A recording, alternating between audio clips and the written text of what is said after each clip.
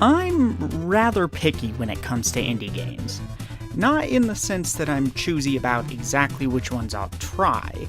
I'll legit try basically any game thrown in front of me. The idea of playing a new game is exciting on a very visceral level for me, but that can also lead to playing a lot of games that struggle to find a unique identity that maintains my interest. I'm picky with indie games in the sense that it's not particularly common for me to find one that I really love. For all the pretensions we tend to have about indie games being the most creative, a lot of them don't push any boundaries at all. Because of this, it's rare for me to fall for an indie game that primarily recycles and remixes past ideas and identities. Luckily, Odallus, The Dark Call, is one of those exceptions. Based on the alternate costumes you can switch between in Odallus, inspirations are clear as day. Classic Castlevania, Ghosts and Goblins, and even slightly deeper cuts like Demon's Crest. But while I was playing, there was one other game that kept coming to my mind, which I think is what truly drew me to it personally. Odallus really feels like what you'd get if you took Castlevania 1 or 3 and combine it with Mega Man X. To be clear, the similarities to Mega Man X obviously come from Demon's Crest. However, while I have played Demon's Crest, I have never gotten the chance to play all the way through it, and I'm sure it's the same for many of you, so I think Mega Man X is a more practical analog. While it clearly looks and plays like an NES-era Castlevania title with some 16-bit flair thrown in, the level structure is much more like a Mega Man X title, with a handful of main stages that each include a boss at the end, and a multitude of hidden secrets to find in each stage, which then allow you to return to previous levels and uncover even more secrets using your new abilities. Some people might liken this to Metroid-style design, but Odallus is completely separated into isolated levels, which can sometimes hide entrances to secret levels within. This isn't one big open world, nor does it litter constant secrets every few steps for players to search for. Secrets in Odallus are deliberately placed, and usually have more memorable solutions to find than simply scanning for a random block that hides a missile expansion. Not to say that design is wrong in Metroid, it's just not what's done here. Secrets are really the bread and butter of Odallus for me. Similar to X, the player can find equipment upgrades that not only serve a purpose in combat, but also in level traversal. Many of these abilities are optional, and they allow for everything from a double jump, to gliding, to attack speed or damage increases, to Rondo of Blood style item crashes, and more. The usual health increasing items are here as well, along with ones that increase how many sub-weapons you can hold. These upgrades are never too difficult to find, but it's always engaging and rewarding to search for them regardless. You're never going to be spending hours looking for the one thing you're missing, making the backtracking to previous levels really succinct and interesting. These levels expand a ton as you grow more powerful. A good chunk of the secrets are just hidden behind observation and exploration, while many others are hidden behind light problem solving. And again, some of these secrets are straight up entrances to extra levels. If 50% of the game is just making your way through each level, the other 50% is searching for goodies.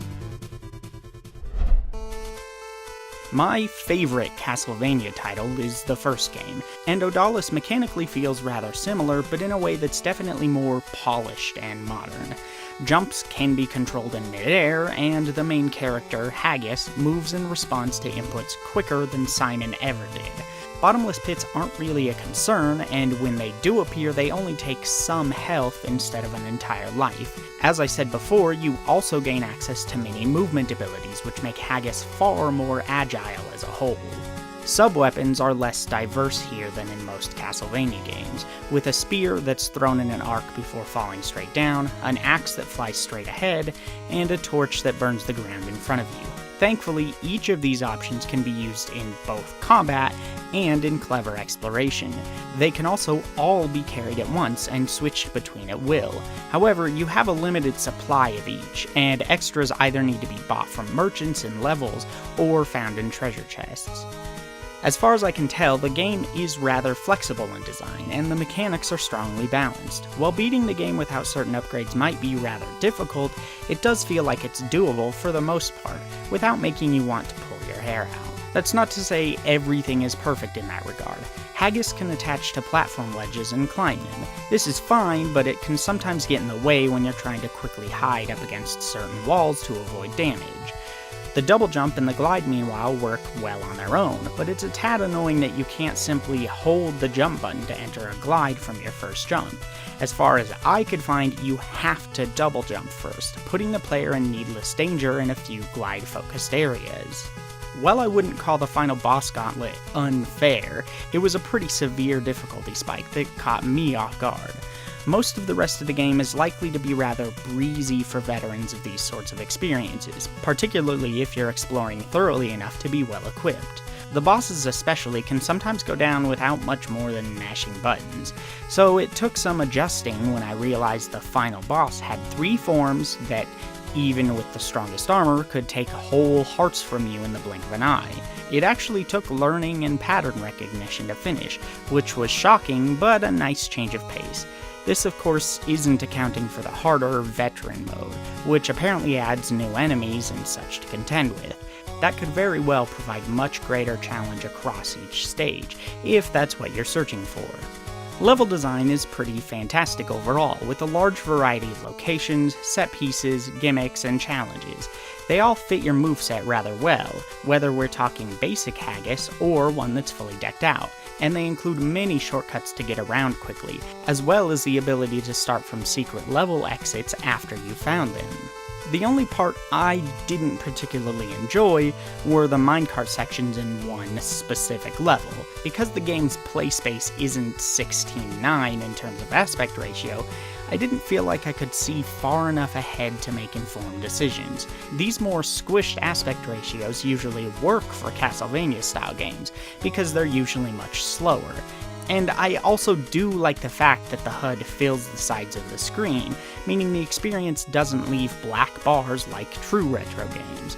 That also means the gameplay has no clutter on top of it. But specifically because of these minecart sections, personally I'd have preferred a modern HUD design overlaid on the gameplay, with the play space being 16:9 instead. Still, this is a compromise I can mostly get behind, and the HUD design resembles a lot of old first-person dungeon crawlers, RPGs, and PC games in a way that's kind of nostalgic. Speaking of, graphically, this game is pretty strong, despite going for the simplified, often darker color palette seen in the classic Castlevania games.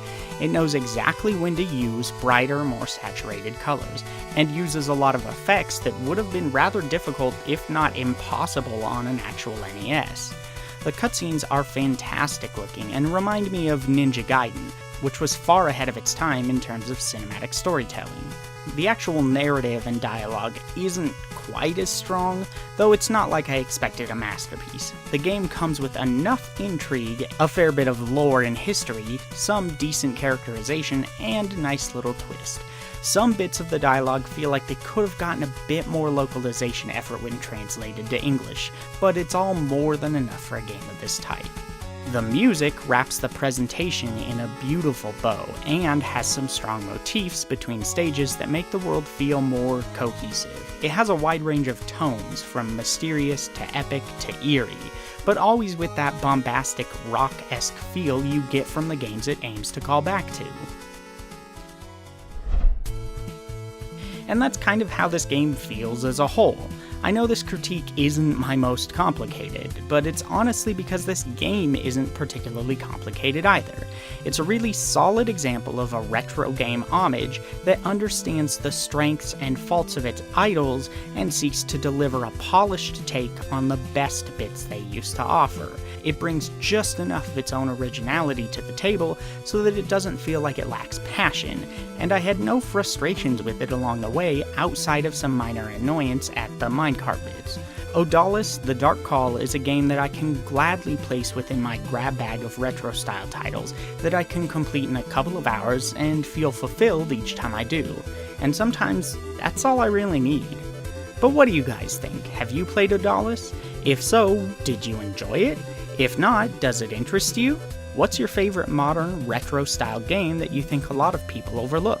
Sound off in the comments below, and I'll see you next time.